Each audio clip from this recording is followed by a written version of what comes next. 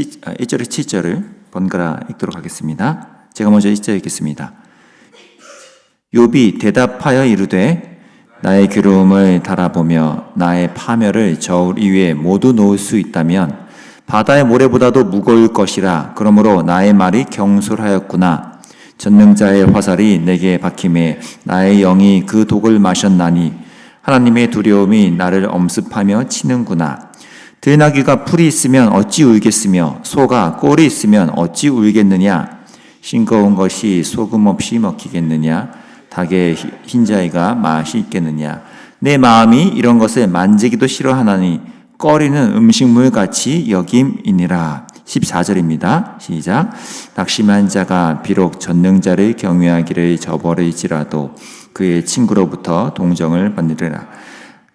내형제들은 개울과 같이 변덕스럽고 그들은 개울의 물살같이 지나가누나. 아멘.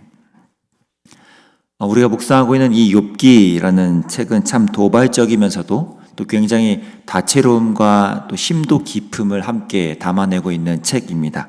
이 장르적으로만 봐도 그래요. 욥기라는 한 권의 책 안에 여러 종류의 장르가 뒤섞여 혼합되어 있어서요. 맨 처음 서론과 맨 끝에 부분 결론은 그냥 이야기 구술 형태로 되어 있지만 중간 부분인 이 3장에서 37장, 8장까지 이어지는 내용들은 법정 대화 형식으로 장르가 되어 있습니다. 또 그 와중에는 독백적 탄식의 시가 중간에 등장할 정도로 이 욥기라는 한 권의 책 안에 굉장히 다채로운 장르가 또 등장하는 것을 우리가 보게 됩니다. 이렇게 장르마저 여러 종류가 동원된다는 것은 이 욥기라는 책 자체가 우리가 생각하는 것만큼 그렇게 단편적으로나 가볍게 읽고 묵상할 내용이 아니라는 것을 시사하기도 하죠.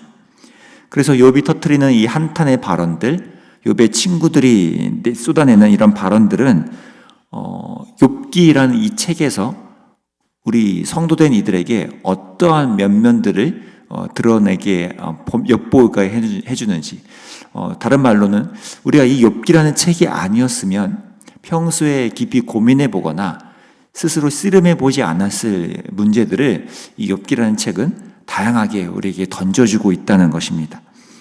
그렇기 때문에 욥기라는 주제를 그냥 단순히 욥이라는 한 의인이 뜻밖의 고난을 겪다가 그것을 잘 인내하였더니 결국에 하나님이 몇 배의 복으로 갚아주더라 라는 이런 해피엔딩의 단순 결론으로 내리기에는 이 책은 그렇게 단순하지가 않다는 것입니다. 그렇게 결론 내리고 이 욥기를 묵상했다고 한다면 그냥 대부분을 놓친 채 책을 덮어버린 셈과 같기 때문이에요. 욥기는 그저 성도의 고난과 인내가 무엇인지, 그 고난과 인내에 대한 해답을 제시하려는 책이 아닙니다. 만약 그런 목적이었다면 욥기는 그저 1장과 2장, 3장 이 정도 하고 또 욥과 친구들의 발언들을 한두 장 정도씩 들어보고 마지막 결론으로 하나님이 결국은 갚아주셨더라 하고 끝나면 돼요. 그런데 그렇지가 않잖아요. 지금 계속 욥과 친구들의 이야기가 주고받는 식으로 굉장히 치열하게 일어납니다. 그 말은 그 모든 과정 속에서 우리 성도들에게 하나님이 성경을 통해 뭔가 건드리시고 도전하시고 또 우리 안에 있던 뭔가 알을 깨뜨리시고자 하는 것들이 그 중간에 많이 포함되어 있다는 뜻입니다. 오늘 본문에서 욥은 친구 엘리바스의 긴 발언, 아주 날카로웠던 그 지적들에 대해서 이제 자기 입장으로서 이제 반론을 제시하는데요. 재미있는 건 친구 엘리바스도 아주 막 살을 애는 듯하게 아주 아프게 지적하고 직언을 쏟아낸 것만큼이나 사실 욥도 상당히 시니컬하고 비꼬듯이 친구 엘리바스에게 이런 반론을 제시합니다. 대화 자체에 아주 서슬퍼런 날이 서 있어요. 1절에서 4절에 걸쳐서 욥은 내가 지금 이렇게 겪고 있는 이 사건, 하나님이 나를 공격해온 사건은 너무 고통스러운 거다. 이건 보통 아픈 수준이 아니다. 그냥 죽는 게 나을 것 같다라는 표현을 하고서 5절에서 7절에서 이제 적나라한 비유를 쓰기 시작합니다. 5절, 6절, 7절을 제가 읽어보겠습니다. 들나귀가 풀이 있으면 어찌 울겠으며 소가 꼴이 있으면 어찌 울겠느냐. 싱거운 것이 소금 없이 먹히겠느냐. 닭의 알 흰자위가 맛이 있겠느냐. 내 마음이 이런 것을 만지기도 싫어하나니 꺼리는 음식물 같이 여김이니라. 난데없는 비유죠. 근데 잘 생각해 보면 아주 쉬운 비유입니다. 들나귀에는 풀이, 또 소에게는 꼴이라는 음식물이, 싱거운 거에는 소금이 각각 이렇게 서로 짝이 맞듯 딱 알맞고 적절한, 그래서 참 어울리는 명백한 관계가 있어야 그럴듯하듯이, 그게 정상이듯이 자기 욥의 삶에도 지금 뭔가 그렇게 딱 알맞는, 어울리는 합당한 짝처럼 인과관계가 일어나야 하건만 하나님이 나에게 그렇게 대하셔야 할 텐데 웬걸이라고 하면서 지금 7절의 맨 마지막 표현이 뭡니까? 꺼리는 음식물 같이 여긴다. 이것은 지금 하나님과 친구들을 동시에 대하는 태도입니다. 꺼리는 음식물처럼 하나님이 나한테 맞지도 않는, 아니 합당하지도 않는 것을 지금 주고 계시다라고 지금 욥이 항변하는 것입니다. 내가 꺼리고 싫어하는 음식물을 받는 것처럼 나한테 지금 와서는 안 되는 음식물이 내 눈앞에 떡하니 던져진 것처럼 하나님 내한테 지금 전혀 어울리지 않는 괴로움을 주고 계시다라고 항변을 함과 동시에 엘리바스를 비롯한 이 친구들의 태도와 발언들이 바로 그 꺼리는 음식물처럼 싫다는 거예요. 나한테 어울리지도 않고 맞지도 않는 말들을 당신들은 지금 왜 쏟아내고 있느냐? 나는 너무 싫다라고 지금 공격하고 있는 거죠. 우리도 이런 경험들을 종종 하잖아요.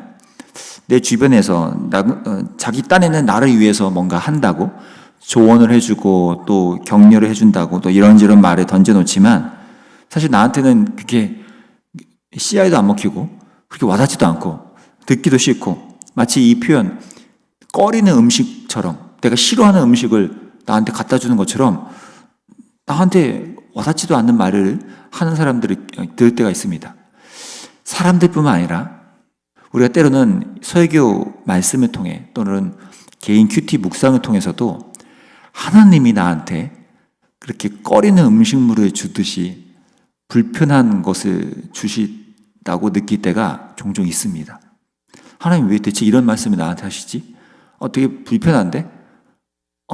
너무 좀 과한데? 부담스러운데? 라고 느낄 때가 우리도 있죠. 주위 사람에게서든 하나님에게서든 우리는 이렇게 내가 꺼리는 음식물처럼 불편하고 괴로운 일이 벌어질 때 이 욥처럼 우리도 항변하게 되고 알러지 반응을 일으키게 되죠. 그래서 오늘 욥이 오늘 본문 14절 15절에서 친구들한테 이렇게 대놓고 따지듯이 쏘아붙입니다. 14절 15절입니다. 낙심한 자가 비록 전능자를 경외하기를 저버릴지라도 그의 친구로부터 동정을 받느니라.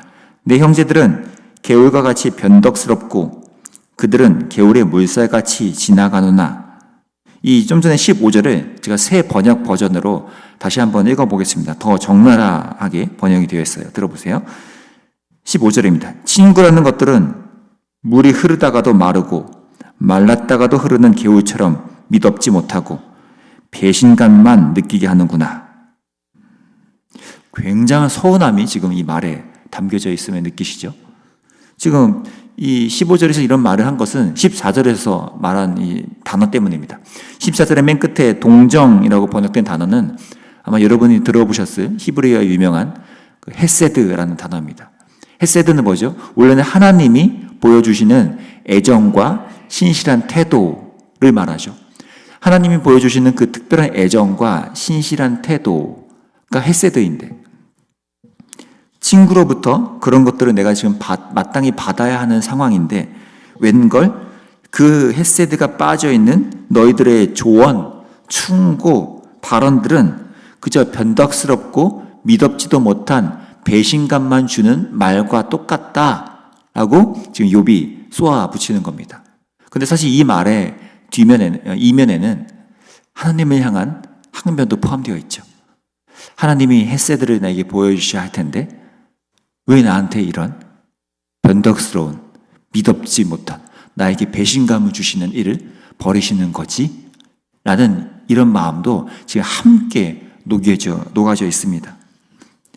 그래서 25절 우리가 읽지 않았지만 오늘 7장의 맨 끝에쯤에 25절에서 욥의 이 한마디를 던집니다.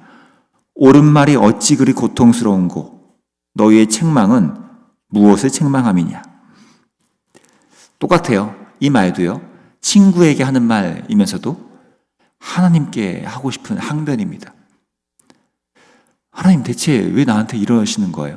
그리고 친구들한테도 너희가 지금 하는 말이 이렇게 고통스럽고 배신감만 주고 쓸모가 없다. 이게 뭐 하는 거니? 라고 하는 이 한탄이죠.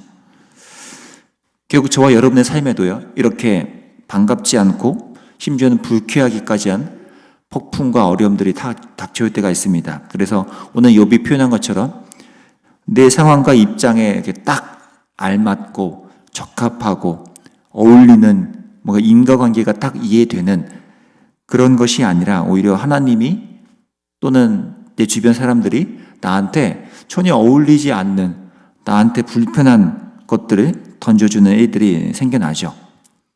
내가 기대했던 기대 법칙들을 다 깨트리는 사건들, 내가 원치 않는 말들, 그런 것들이 일어날 때 우리는 이 욥의 모습에 우리도 도달하게 됩니다. 그럴 때 우리는 이 욥뿐만 아니라 욥과 비슷하게 또는 욥보다 더 지독한 어울리지도 않고 합당하지도 않은 일을 겪으신 한 분이 떠올려지죠. 십자가 위에서 나의 하나님 어찌하여 나를 버리셨나이까? 라는 한탄과 답답함을 표출하셨던 예수님의 질문에 딱 알맞는 합당한 대답은 돌아오지 않았고요. 오히려 그 질문에 대한 대답으로는 하나님의 헤세드라는 우리의 구원과 부활의 능력이 찾아왔습니다. 때로 우리가 던지는 모든 질문에 하나님이 합당하게 알맞게 대답을 주시지 않을 때도 있습니다. 하지만 욥의 삶의 이야기에서 그리고 예수님의 그 모습에서 우리가 볼 수 있듯이 하나님은 합리적인 설명과 대답 대신 오히려 하나님의 더 큰 뜻을 우리에게 알리시고자 우리의 안에 있는 그 알을 깨뜨리시고자 우리에게 그 과정을 겪게 하실 때도 있다는 것이죠. 저와 여러분이요, 이 욥기 중반 부분을 하나하나 묵상하시면서 내 안에 하나님이 어떤 부분을 두드리고 계신지, 어떤 면면들을 이렇게 톡톡 치시면서 깨트리시고자 하시는지, 그래서 욥과 예수님이 겪었던 그 하나님의 마음을 어떤 것인지를 우리가 함께 좀 묵상해 가고 성장해 가는 시간이 되었으면 좋겠습니다. 나에게 알맞지 않은 것들이 찾아올 때 그 알맞지 않다 여기는 나의 판단과 기준마저 하나님께로 열어드리면서 하지만 하나님은 이 욥의 항변을 받아내고 계십니다. 저와 여러분이 그 투쟁하고 마음속으로 씨름하는 과정에서 하나님께 항변하시면서 하나님께 따지듯이 물으시면서 여러분 안에 있는 알을 깨트려 가시는 은혜가 있기를 간절히 바랍니다. 기도하겠습니다. 하나님 아버지, 욥의 이 한마디 한마디에 그가 지금 겪고 있는 답답함과 고통이 어느 정도인지를 조금이나마 느끼게 됩니다. 하나님께에도 서운하고 친구들에게는 참 불편함이 많다함을 그렇게 쏟아내는 이 욥을 보면서 주님, 때로 우리가 우리 삶에도 일어나는 이런 내게 어울리지 않는 애들, 내가 알맞지 않고 합당하지 않다고 느껴지는 사건들을 겪을 때 우리도 이 욥처럼 하나님과 내 주변 이들에게 그것들을 쏟아낼 때가 참 많습니다. 그런 과정에서 하나님, 우리가 반드시 깨트려져야 하고 극복하여 뛰어넘어야만 하는 일들이 우리에게 주어져 있다면 하나님, 이 모든 과정 속에 우리가 항변하며 하나님께 토로하며 이 과정들을 통과할 수 있도록 인도해 주시고, 또 그 길 끝에서 다시 한번 예수님의 모습을 떠올리며 그 복음이 주는 아름다운 사건의 비밀을 우리가 점점 알아갈 수 있도록 또 인도해 주시기를 원합니다. 그 과정 속에 우리를 더 다듬으시고 결국 예수님의 그 모습을 따라 본받게 하시는 하나님의 손길이 있음에 오늘도 신뢰하며 걷기를 원하오니 주님, 우리 삶에 찾아오시고 함께 해주시기 원합니다. 예수님의 이름으로 기도합니다. 아멘. 오늘 이것을 놓고 기도합시다. 주님, 이 모든 내 삶에 때로는 알맞지 않고 합당하지 않다, 적절치 않다 내가 느끼는 그 모든 일들을 하나님과 내 주변 이웃들에게 얘기하고 쏟아낼 때, 아니 그것이 하나님 앞에서 내 삶에 깨트리는 것으로 이어질 수 있도록 인도해달라고, 하나님과의 관계에서 내가 더욱더 예수님의 길로 접어드는 그 길목들이 될 수 있게 해달라고 기도하시고, 또 공동체적으로 이 시대의 이 땅의 교회들이 또 우리 교회 공동체 안에 있는 성도들, 이 어려움 속에 있는 이들이 이 과정 속에서 또 하나님의 손길을 맛보고 하나님을 더 깊이 경험할 수 있도록 인도해달라고, 또 떠오르는 성도들을 위해서 중보하며 또 나아가겠습니다. 기도하겠습니다.